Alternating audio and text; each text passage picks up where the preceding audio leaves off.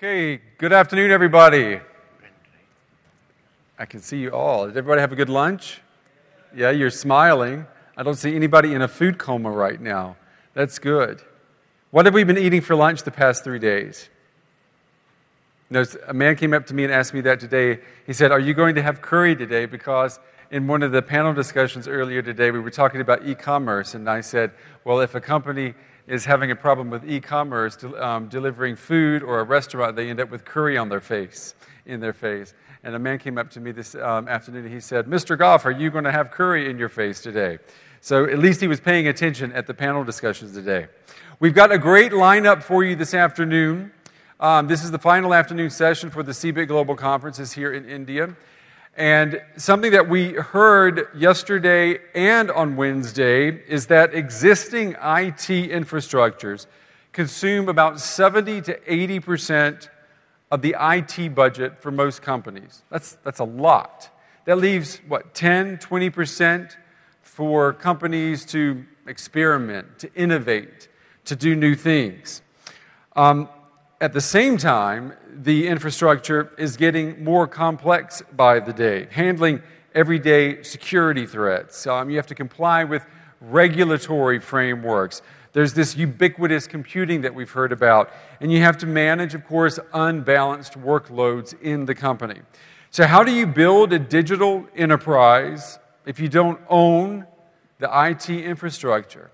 Well, our next keynote speaker has some ideas and maybe has some solutions for you.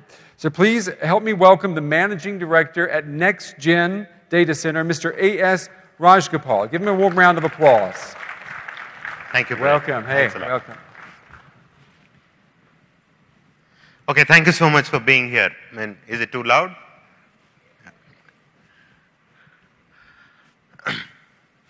Okay, these are the times when you actually convert an idea into a business in about 90 to 120 days.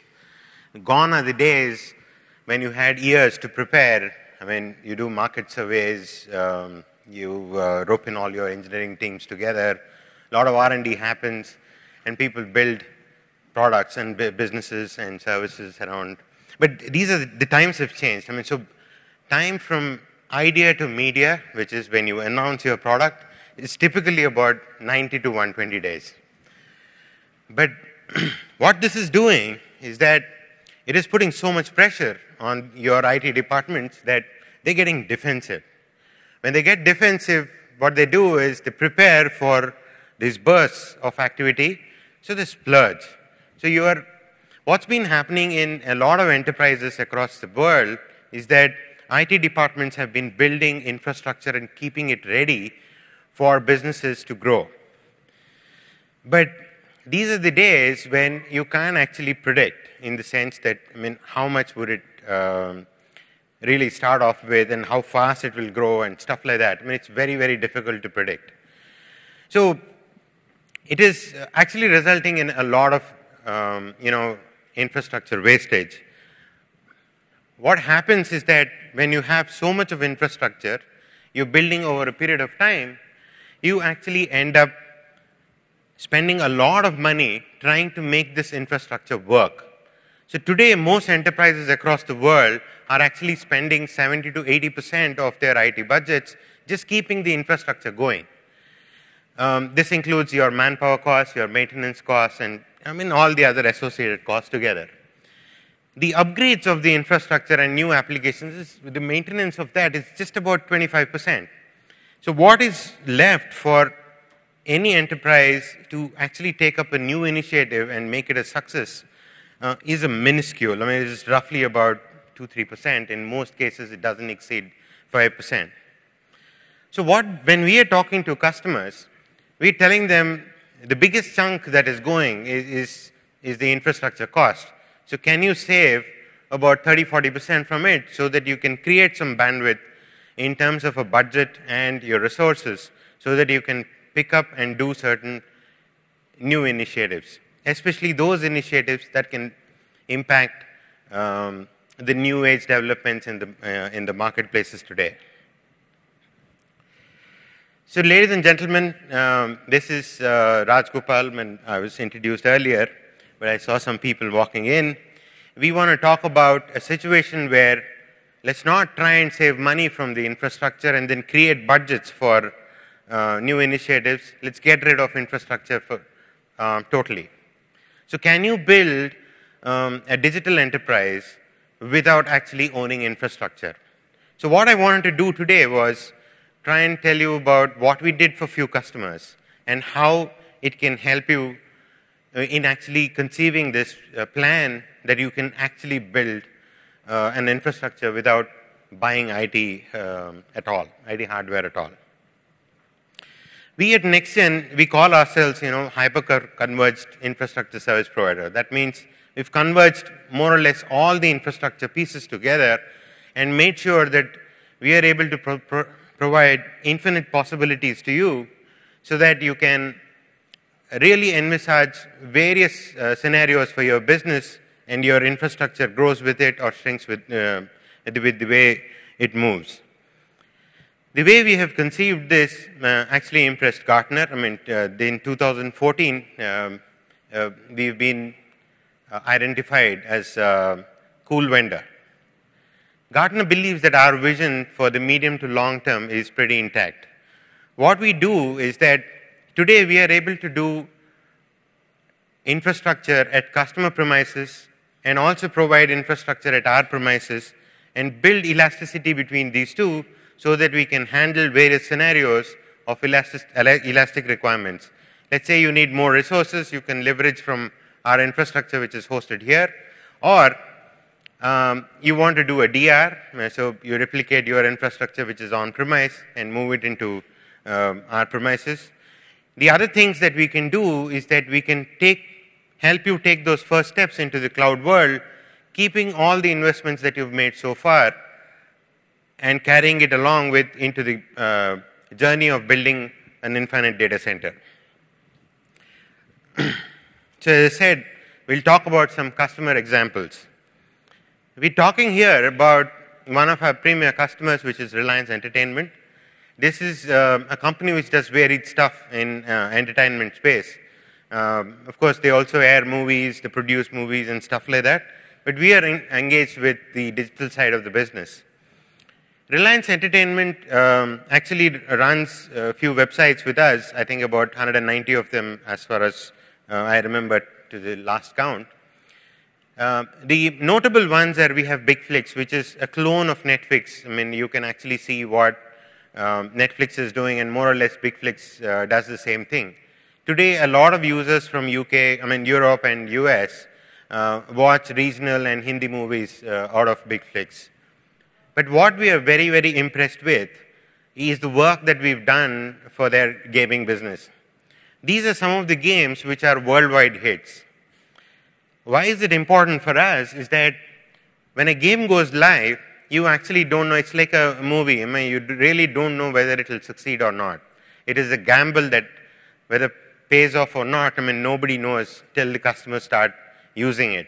So you can't anticipate the amount of resources that you really need to help this game run smoothly. Because the variance is not 10x, not 100x, but sometimes it's more than 1000x. So you are actually looking at scalabilities which are unheard of in our traditional enterprise architectures that we built our infrastructure with. So what we've done is we've actually built a cloud platform that actually scales both the network and the compute resources together so that we can take huge amount of workloads that come in. To give you a perspective, today we handle more workloads than what Flipkart handled on the billion-day sale. So we are handling roughly about 1 million connections at a given point in time, and these connections come from all over the place. More importantly, our infrastructure is catering to close to about 120,000 sessions per second, new sessions per second. That means we can onboard close to 1 lakh new users per second. I mean, that's what this infrastructure can do.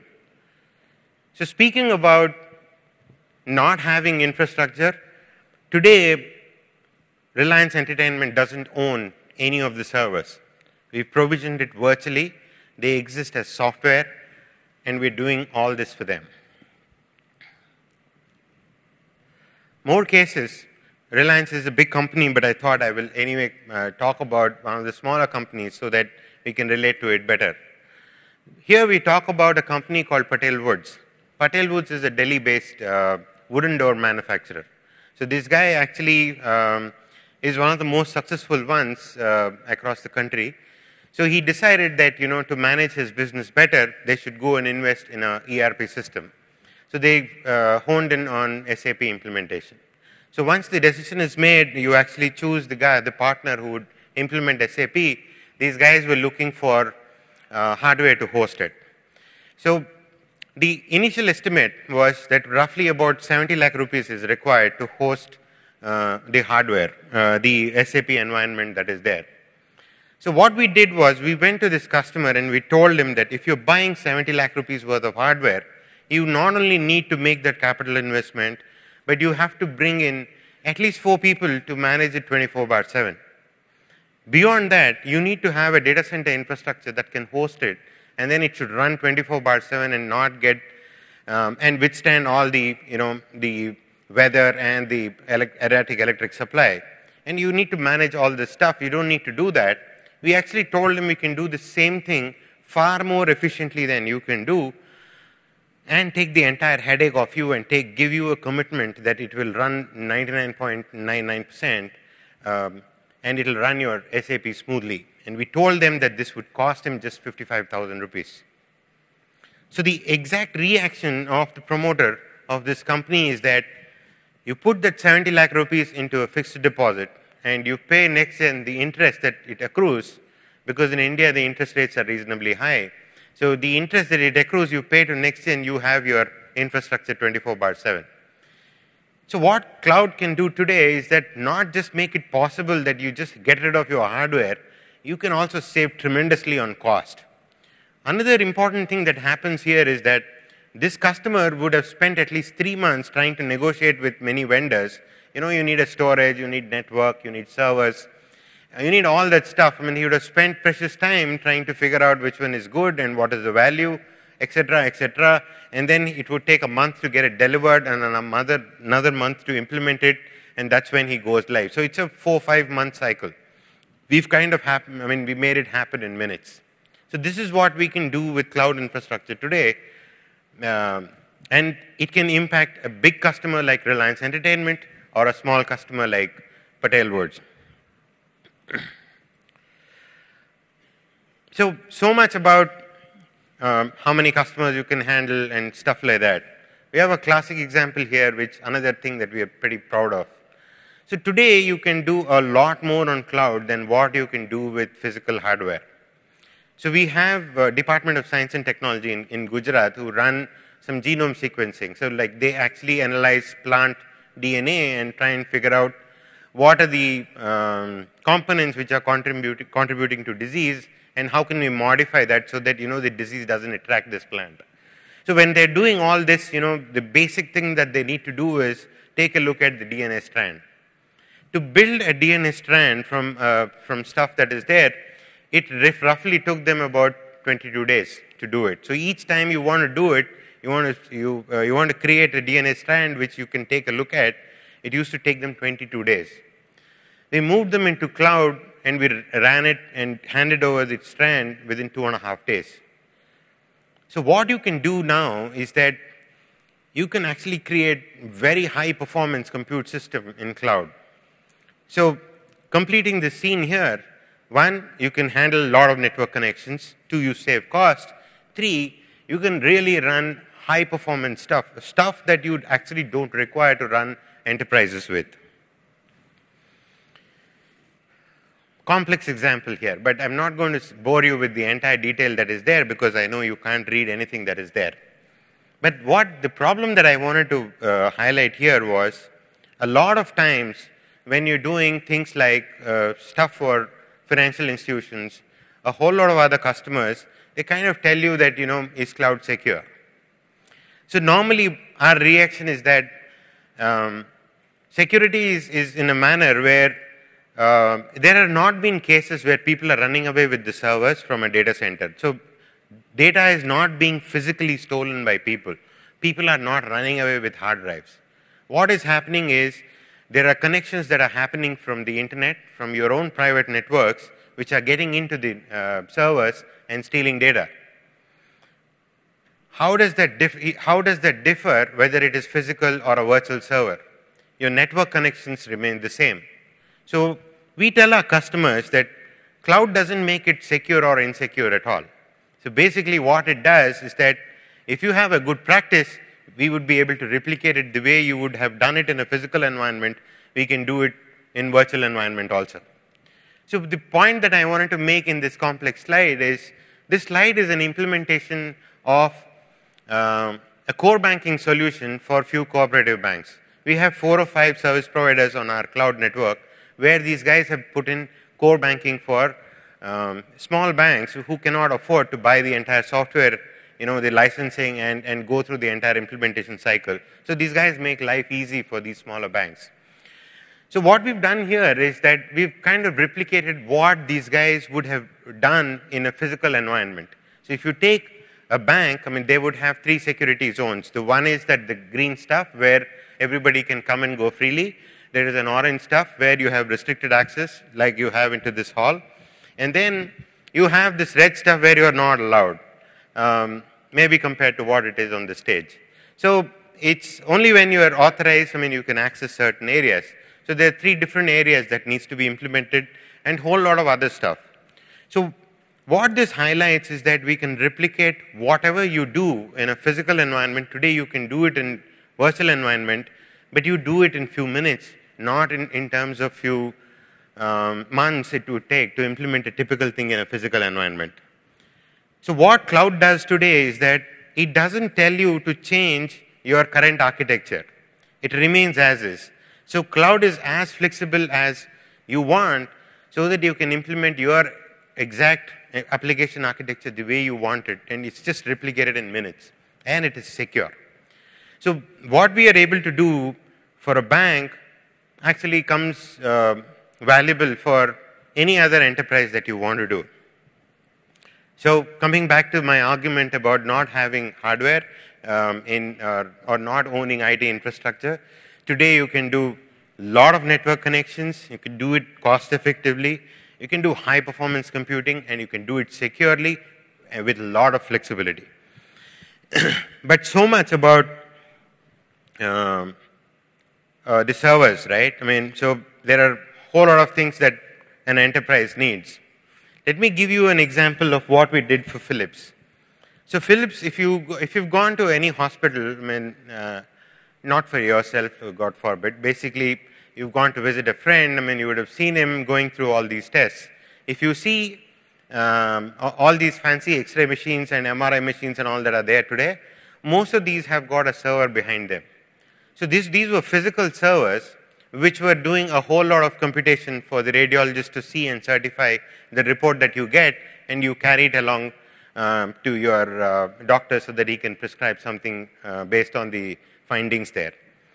What we've done is that radiologists are, I think, in the third in the chain of people who are making money in the healthcare side. I think the guys who are making most money now are gastroenterologists. The second ones are the cardiologists.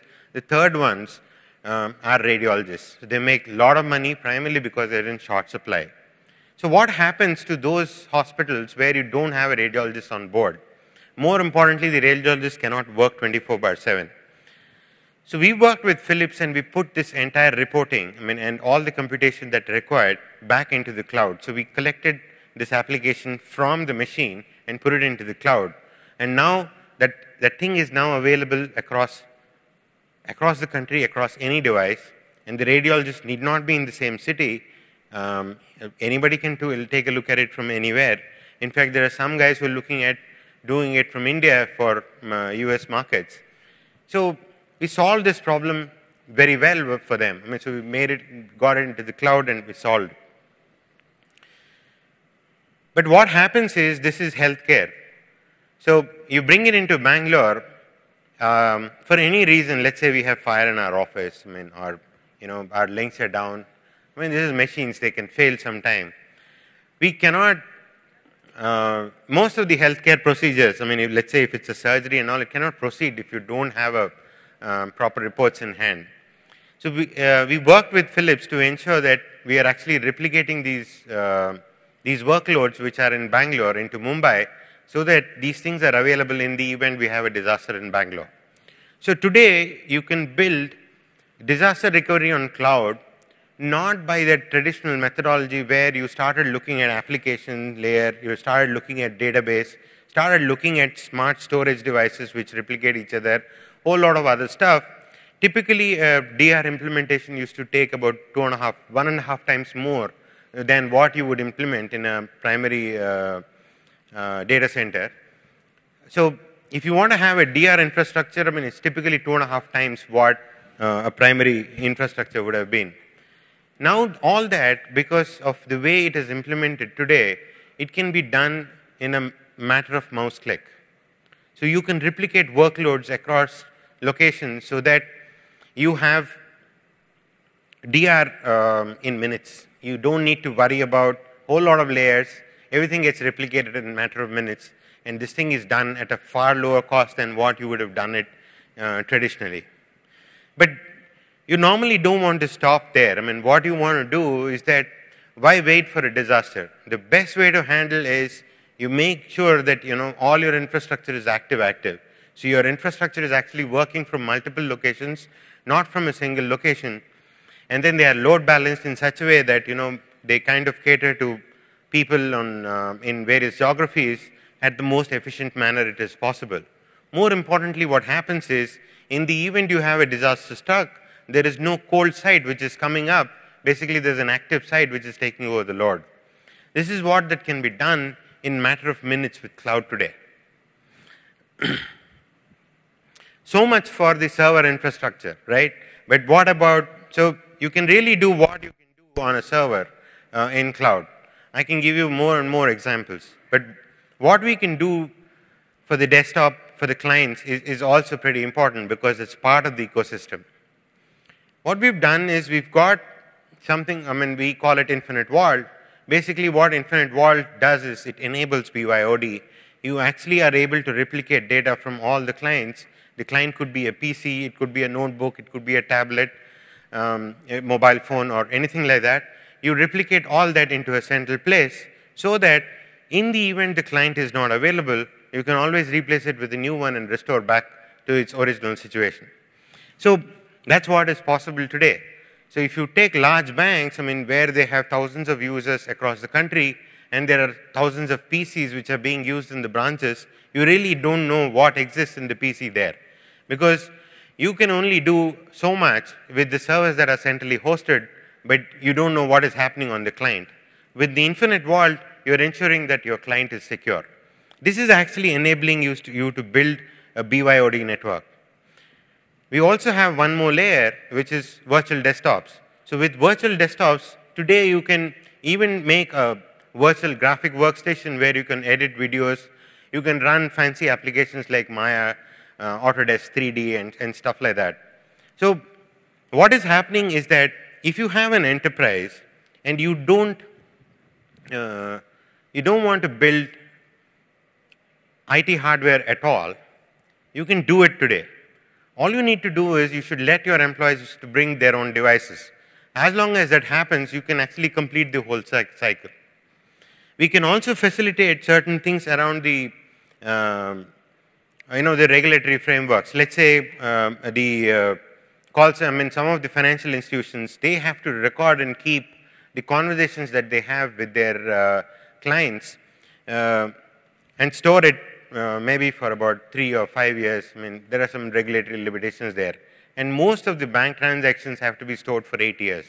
So we've built an archival system so that we are able to actually store this data at a much lower cost.